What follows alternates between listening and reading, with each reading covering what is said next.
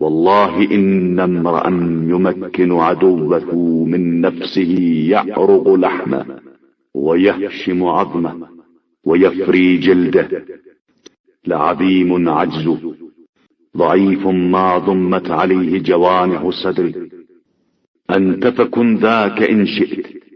خدا کی قسم، اگر کوئی شخص اپنے دشمن کو اتنا قابو دے دیتا ہے کہ وہ اس کا گوشت اتار لے اور ہڈی توڑ ڈالے اور کھال کے ٹکڑے ٹکڑے کر دے، تو ایسا شخص عاجزی کی آخری سرحد پر ہے، اور اس کا وہ دل انتہائی کمزور ہے جو اس کے پہلوؤں کے درمیان ہے.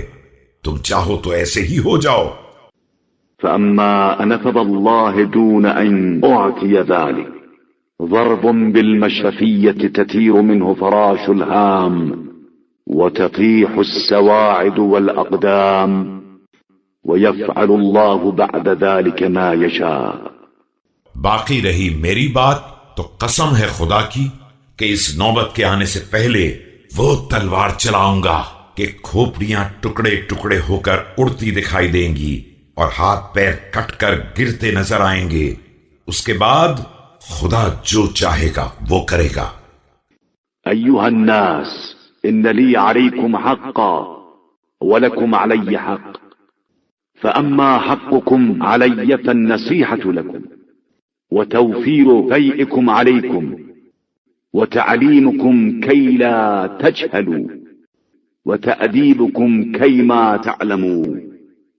ایھا الناس، یقیناً ایک حق میرا تمہارے ذمے ہے اور ایک حق تمہارا میرے ذمے ہے.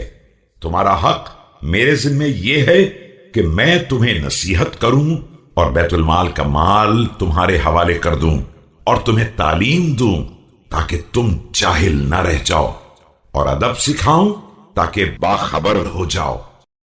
وأما حقي عليكم فالوفاء بالبيعة والنصيحة في المشهد والمغيب والإجابة حين أدعوكم والطاعة حين آمركم.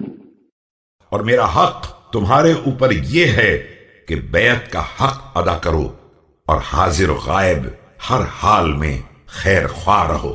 جب پکاروں تو لبیک کہو اور جب حکم دوں تو اطاعت کرو.